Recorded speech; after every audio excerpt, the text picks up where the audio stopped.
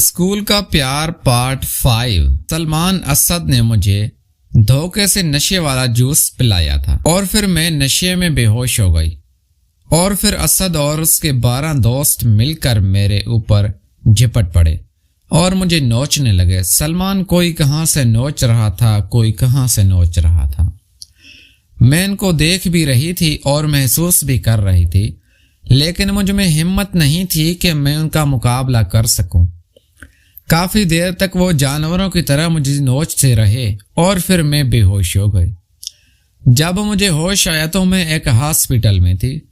Doctor نے مجھے کہا کہ ایک لڑکا لے کر آیا تھا، یہاں ایڈمٹ کرا کے پیسے وغیرہ بھی دے کر چلا گیا۔ اب میری ساری عزت لٹ چکی تھی۔ مجھے پتا چل گیا تھا کہ اسد مجھ سے شادی بھی نہیں کرے گا۔ اس نے مجھ سے محبت نہیں کی تھی بلکہ دھوکہ دیا تھا۔ اس نے مجھے سلمان، وہ خود میرے ساتھ ایسا کرتا تو میں اس سے معاف بھی کر دیتی، لیکن اس نے اپنے دوستوں کے ساتھ مل کر مجھے جو اذیت دی وہ مجھے آج تک یاد ہے۔ پھر میں ہاسپٹل سے رکشہ پکڑ کر گھر آ گئی۔ گھر والوں کو میں نے کچھ نہیں بتایا، لیکن مجھ سے جب میری امی نے مجھ سے پوچھا کہ کیا ہوا کندن، تمہاری طبیعت تو ٹھیک ہے؟ میں نے کہا امی مجھے لگتا ہے کہ مجھے بخار ہو گیا ہے، اور پھر میں نے بخار کا بہانہ بنا لیا، اور پھر میں اس دن سے اسکول بھی نہیں جاتی تھی۔ پھر میں نے اسکول بھی چینج کر دیا۔ سلمان، یہ میری پرانی داستان ہے، اور وہ اسد مجھے ہمیشہ ہمیشہ کے لیے چھوڑ کر چلا گیا۔ اب میں مس کندن کی ساری کہانی سن چکا تھا۔ واقعی مس کندن کے ساتھ بہت بڑا ظلم ہوا تھا۔ مجھے اس چیز کا احساس ہو رہا تھا۔ پھر میں مس کندن کے قریب گیا، میں نے ان کی آنکھوں سے آنسو صاف کیے اور میں نے کہا مس آپ پریشان نہ ہو، میں آپ کے سارے دکھ مٹا دوں گا۔ پھر مس میرے لیے گلے لگ کر رونے لگی اور میں انہیں تسلی دے رہا تھا۔ پھر وہ چپ ہو گئی۔ اس کے بعد ہم نے دوبارہ گیم کھیلنا شروع کیا۔ اس بار جو طریقہ مس نے بتائے تھے میں انہی طریقوں سے مس کے ساتھ گیم کھیل رہا تھا، اور یار میں بھی گیم کو انجوائے کر رہا تھا، اور مس بھی یقین کریں گے ایسا لگ رہا تھا جیسے میں جنت کی سیر کر رہا ہوں۔ اور یار مس کو کمال کے طریقے آتے تھے۔ اب مجھے یہ تو نہیں پتا کہ ان کو یہ طریقے کس نے سکھائے تھے، لیکن انہوں نے مجھے جو سارے طریقے سکھا دیے تھے، اب میں کبھی کس طریقے سے کبھی کس طریقے سے، اس طرح ہماری لمبی گیم چلتی رہی۔ بلا آخر ہم دونوں نے گیم فائنل کر لی اور ہمارا کھیل ختم ہو گیا۔ اس کے بعد میں لیٹ گیا، مجھے ہوش نہیں تھا۔ میں نے مس کندن سے کہا سلمان تم الٹے ہو کر لیٹ جاؤ، میں تمہیں دباتی ہوں۔ پھر مس کندن میرے سے سر سے لے کے پاؤں تک مجھے خوب دبایا اور پھر تیل سے مالش کی اور میری طبیعت بالکل فریش ہو گئی۔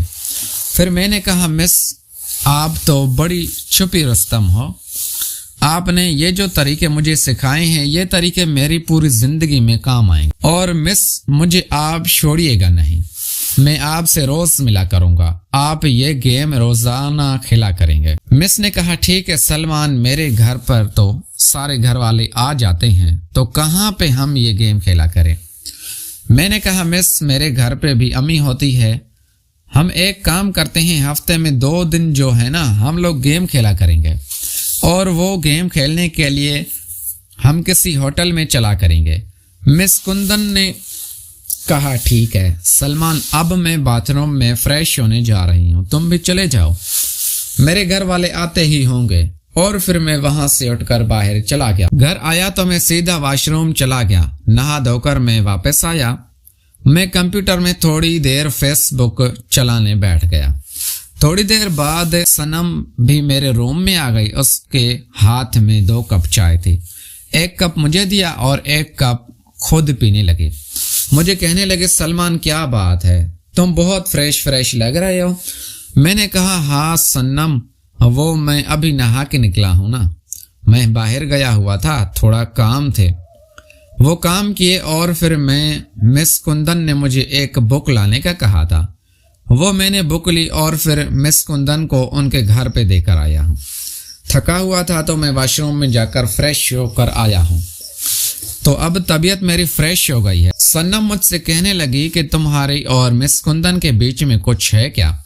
मैंने कहा क्या हो गया सनम, पागल हो गई हो? वो मेरी मिस हैं, टीचर हैं, जाहिर सी बात है उनकी बात माननी तो होगी, बस और कोई बात नहीं है। सनम कहने लगी नहीं, तुम्हारे दिल में क्या है, लेकिन मिस कुंदन के दिल में जरूर कुछ न कुछ है तुम्हारे लिए, क्योंकि यार हम दोनों साथ ही होती हैं और मिस सोनिया भी साथ होती है, तो अक्सर मिस कुंदन तुम्हारा ही जिक्र करती रहती है और तुम्हारे बारे में पूछती रहती है कि सलमान के घर में क्या मसरूफियात होती हैं, सलमान की शादी कब करोगे, सलमान के रिश्ते की कहीं पक्की है, सलमान के रिश्ते की बात कहीं पक्की की है।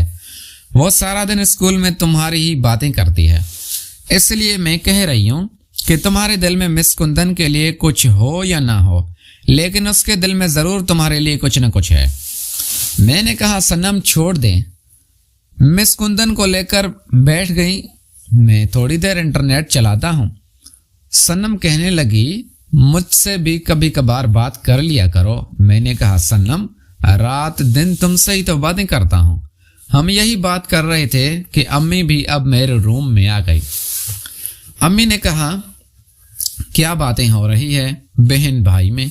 मैंने कहा कुछ नहीं अम्मी, वो सनम कह रही है कि मुझसे बात करते ही नहीं और मुझे टाइम नहीं देते। नहीं हुआ अम्मी, मुझसे कहने लगे सलमान अपनी बहन के साथ में बैठा करो।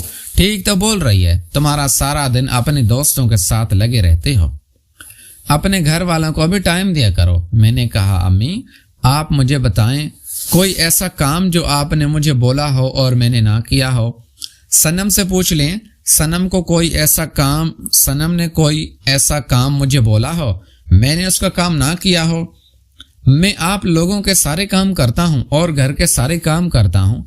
अब जाहिर है मैं लड़का हूँ तो मेरे काफी सारे दोस्त हैं, तो मैं उनके साथ भी थोड़ा सा टाइम स्पेंड करता हूँ।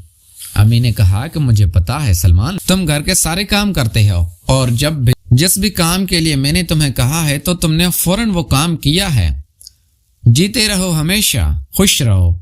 मैंने कहा बस अम्मी आप बस दुआ करती रहें, अपने बेटे के लिए एक दिन आएगा पूरी दुनिया सलमान की फैन होगी, बहुत बड़ा आदमी बनेगा आपका बेटा सलमान।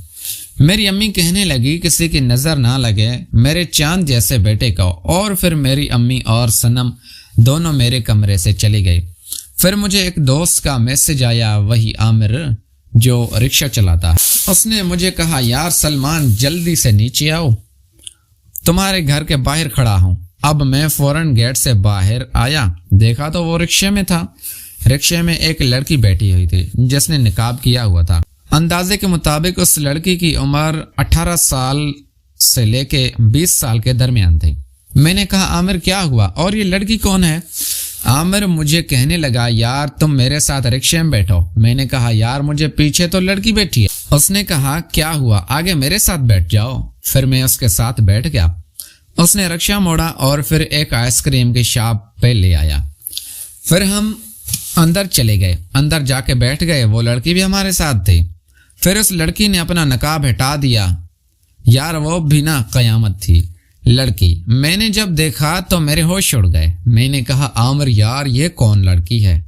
आमिर कहने लगा इसका नाम अफरा है और ये फलां इलाके में रहती है। इसका किसी लड़के के साथ चक्कर था, उसने इसको बुलाया था फलां पार्क में, फिर वो खुद नहीं आया। अब काफी देर हो गई है, इसके घर वाले इसको ढूंढ रहे होंगे। अब ये घर नहीं जा रही, कह रही है कि मुझे घर वाले मारेंगे, अब मुझे बता के क्या करें। मैंने कहा आमिर तू परेशान मत हो, आइसक्रीम खा लो फिर मेरे घर पे चलते हैं। मैं अम्मी से बात करता हूँ और सनम से बात करते हैं। आमिर ने कहा चलो ठीक है। हमने आइसक्रीम खा ली। उसके बाद हम रिक्शे में बैठ गए। मेरे घर पहुंचने में जाकर अम्मी और सनम को सारी कहानी बताई। सनम ने कहा कि कोई बात नहीं, परेशान मत हो अफरा एक काम करो, मैं तुम्हारे साथ चलती हूँ। सलमान तुम कार निकालो, मैं जाके तुम्हारे घर वालों को बोलूंगी कि अफरा मेरी सहेली है, मेरी दोस्त है, आज मेरे घर पे आई थी, लेकिन आप लोगों को बताना नहीं। सुने और देर हो गई, मैं इसको छोड़ के आती हूँ। फिर मैंने देखा कि अफरा खुश हो गई और वो चुपके से मुझे देख रही। फिर मैंने कार निकाली और عامر کو بھی کہا کہ یار تم بھی چلو ہمارے ساتھ، لیکن عامر نے کہا نہیں یار مجھے ایک سواری اٹھانی، اس کو میں نے ٹائم دیا ہوا ہے اور 15 منٹ بعد مجھے جانا ہے، اور تم اس کو جہاں چھوڑنے جا رہی ہو وہاں آنے جانے میں 1 گھنٹہ ہی لگ جائے گا۔ میں نے کہا چلو ٹھیک ہے یار۔ پھر میں نے گاڑی سٹارٹ کی، صنم اور افرا پیچھے گاڑی میں بیٹھ گئی۔ اب میں گاڑی بھی چلا رہا تھا اور شیشے میں افرا کو بھی دیکھ رہا تھا۔ اس کے پاس موبائل تھا لیکن اس نے بند کیا ہوا۔ میں نے دیکھا کہ افرا بار بار شیشے میں مجھے دیکھ رہی تھی اور میں ہلکی سی مسکرا بھی رہی تھی۔ مجھے بھی وہ اچھی لگنے لگی۔